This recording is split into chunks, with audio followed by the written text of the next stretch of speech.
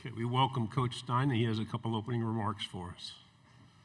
Well, it's an honor to be here to talk to you all, to represent University of Kentucky, the Commonwealth, Big Blue Nation here in the SEC, which is really cool what we get to do as coaches, impact young people, and get to play football in 47 days, which I know we're all really excited about. So I'm excited to answer all y'all's questions.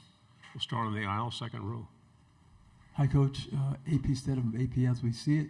Coach, what was the reason you brought in the transfer quarterback from Notre Dame? What are some of the skills he possessed that would fit your offense?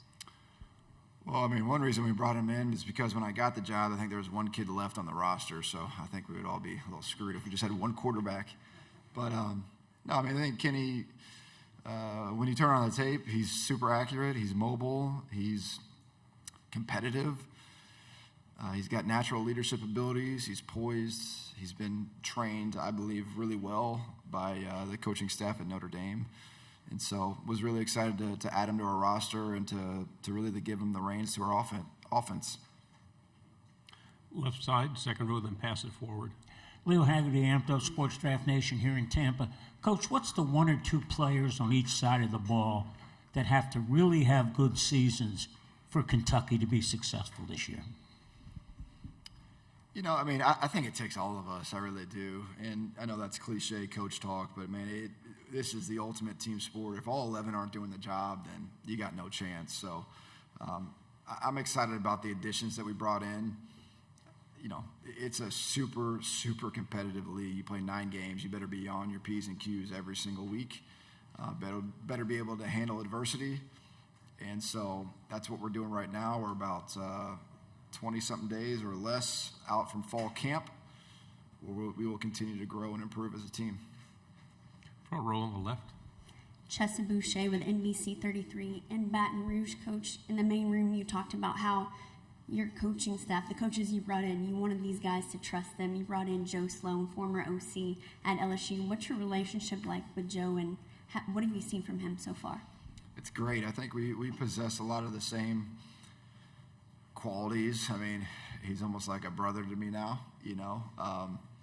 But no, I'm very excited about Joe, about getting this opportunity at Kentucky. I think he's one of the elite quarterback coaches in the country. Develops them at a very high rate. You know, what he did with Nuss, what he did with Jaden at LSU was, you know, really, really impressive. We talked ball the last few seasons whenever we could. We get on a Zoom or see each other at a conference and just draw up stuff, you know, on a piece of paper about offensive football. So we share a lot of similarities in just how we think, how we approach the game. And I'm excited for Joe to get this opportunity. Left side on the end. John Eads, WAFB.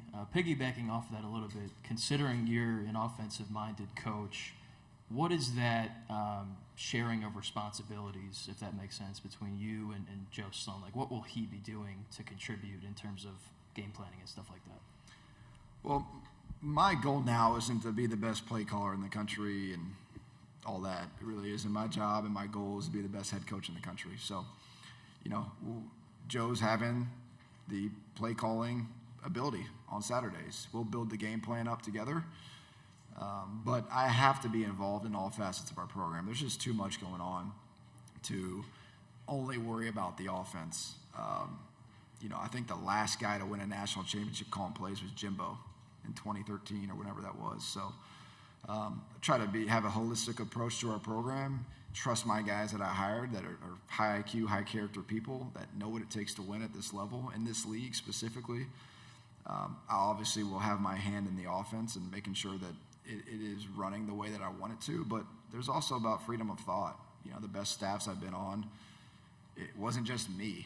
You know, I think that's the misconception around college football. It's one person. It can't just be one person. It takes a village. It takes your coordinators, your passing game coordinators, your offensive line coach. Everybody in our organization has freedom of thought and has the ability to speak up and add to the pot of ideas. And it's ultimately my decision and Joe's decision of what we're actually going to call on Saturdays. So, but no, Joe's he's elite, and I'm glad he's a Wildcat.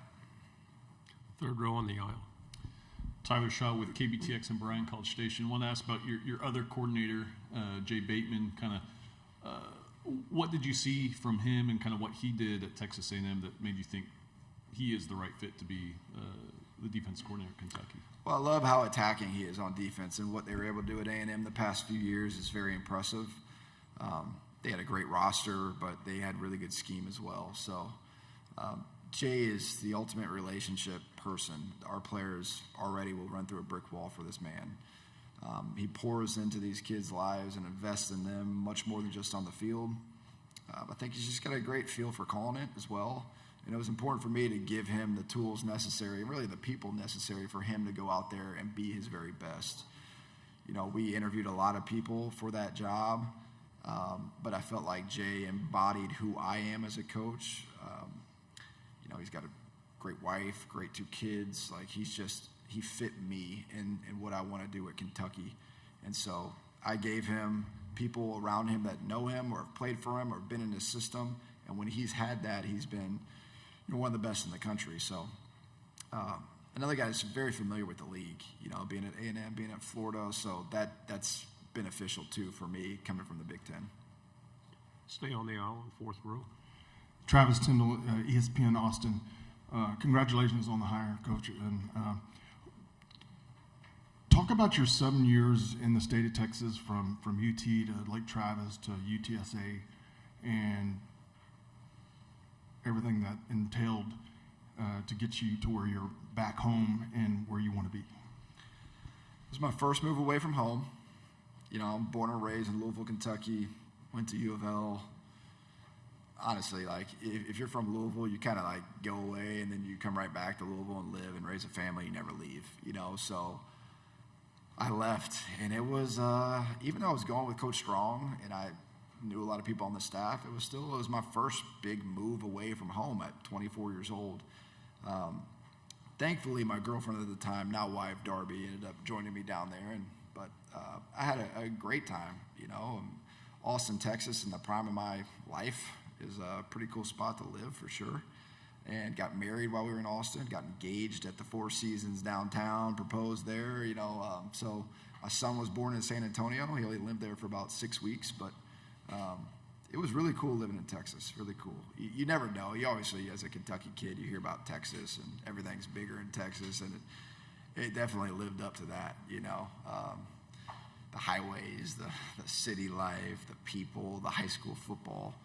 So really cool place for me to spend a long time. Like you mentioned, 7 years there, but it all comes full circle. I met Jeff Traylor there, who got me out of high school back into college at UTSA, and we had a great run there together, and took me to Oregon with Dan Lanning, and then 3 years later, I'm back at UK where my dad played, my mom went, and dreamt about playing for. So it's a pretty full circle moment for me. 5th row on the right. Hey, Coach. Bruce Marshall at WHBQ in Memphis. Quick question, recruiting-wise, aside from the portal. So I'm talking high school recruiting. Historically, Kentucky, Frank Hershey, when he was there and he won it, he got a lot of those guys elsewhere. Art Still and them were from New Jersey, and I think Coach Claiborne and Rich Brooks, they were outside of the footprint to get some guys. Are there enough, the targeted footprint for you high school recruiting, can you do it in Kentucky, or do you have to expand that reach a little bit further to bring the guys in from high school that you'd like? I think the state of Kentucky currently is as good as I've ever seen with high school recruiting. The game's changed so much. There's better teams throughout the state.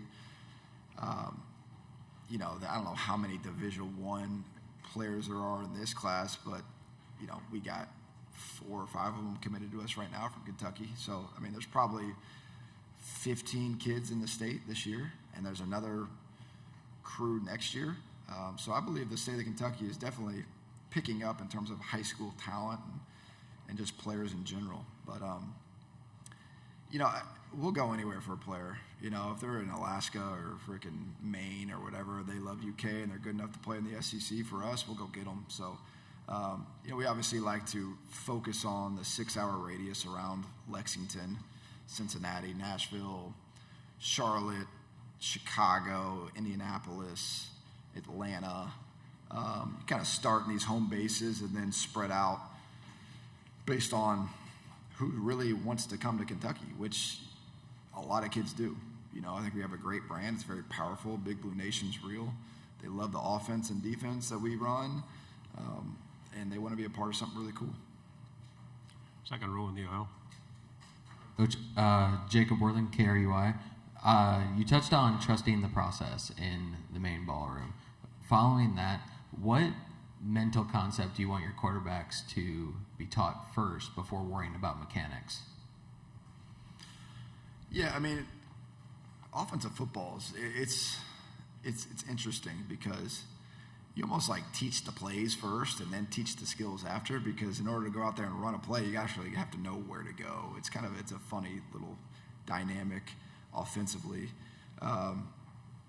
But yeah, I mean, the quarterbacks have to know the system. They have to know the scheme. They have to know the checks like we do as coaches. I mean, you're putting the entire program in this player's hands every single snap. So they have to be completely in tune with what we're trying to do offensively. And ultimately in a game, let's just call it, you have 70 plays. 10 of them are going to be advantage offense. 10 of them are going to be advantage defense. And then 50 of them are just going to be our call versus their call. So it's the quarterback's job to take this pot of 10 bad plays and put it into either equal play or advantage. So we're trying to eliminate negative plays at quarterback. And when they can really understand that check down is not a sign of weakness, understanding that, hey, we got a pass call, but I can check the inside zone and get us 5 yards and just continue to drive the ball down the field, that's when I think they've really achieved what we're looking for at that position. A lot of these kids mechanically are pretty good once you get them now. There's so many trainers out there now, and these kids are they're way more advanced than even when I was coming out of high school in 2007. So, but yeah, hopefully that answers your question. On the aisle, fourth row. Ethan Westerman with WholeHogSports.com. Just what would you consider a successful first year on the job? I mean, the biggest thing that I want, Ethan, is growth. Each game, each practice, from fall camp 1 to fall camp 13 to mock game week to week 1 of the season to week 12. That, to me, will be successful if we continue to improve. The game's going to happen. We're going to play well.